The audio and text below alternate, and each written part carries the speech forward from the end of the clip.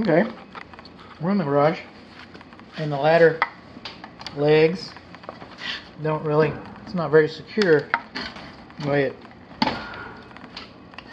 they don't fit right.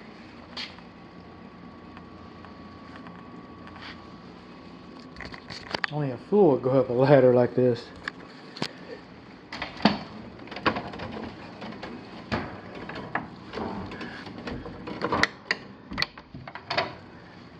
After it's gypsum board, fire blocking, 1/8 inch plywood chimney.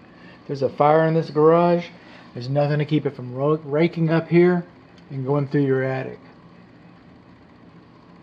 I'm just saying. And then the manufacturer on these side hinges, they put those holes, they wanted nails in those holes. All these nail holes are supposed to be filled. So they put one nail hole there, but they didn't do that one. I guess it's too hard to get to. That one was too hard to get to. I'm sorry. I'm sorry, baby. It's kind of hard to get to. This is what they taught you in attic university? Ladder university? Okay, we come up here. Our luminaires are supposed to have protective covers on them, and pull chains are no longer. We should have a switch. Now, this frame is cracked here a little bit, but the only thing it's holding up is my fat butt. So coming up here, we got a plywood roof decking. That's why we had the deflections in the other video, previous video. You probably saw I was mentioning deflections. Sure was. That's what I was mentioning. Okay, we got plywood decking, and then this is a collar tie or a collar beam, and this one's got two nails.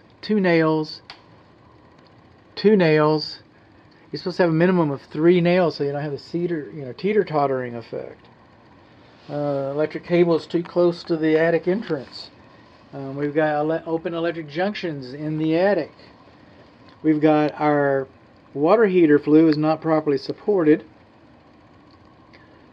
in the attic, and the gas piping is directly in contact with the flue.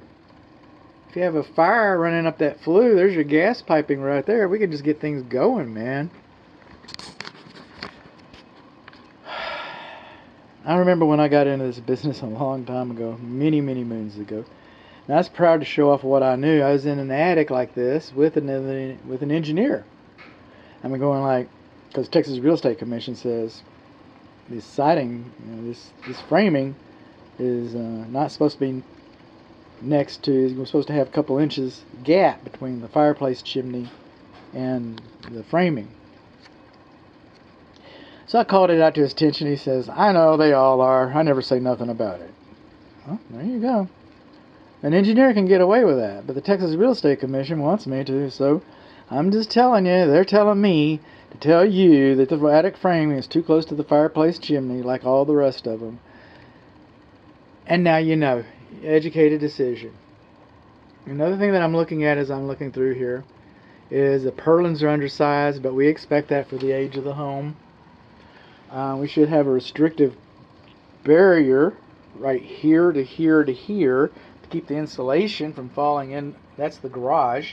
We don't want to lose our insulation. Our insulation is supposed to be on that side. We're looking for depth markers. We do not have depth markers. The insulation is quite a bit thinner. I'm going to say 8-10 inches, but people have been crawling.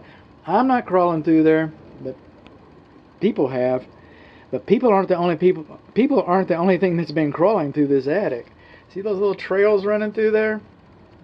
People didn't make those trails. Mice made those trails. We got lots of mice trails in this attic. And lots of dirty insulation. Why is the insulation so dirty? Well, it's so dirty because it's in the attic. Okay. But we've got soffit vents going around the perimeter that let the air come into the attic.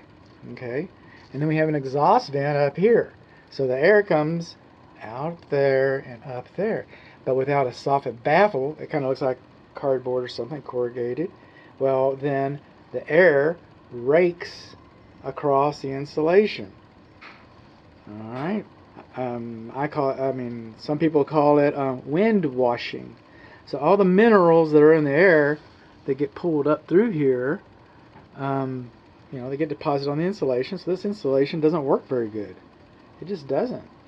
And I got some spots with the infrared camera downstairs where I'm saying, hey, it does this and it does that, and that's true, and that's true, and that's true.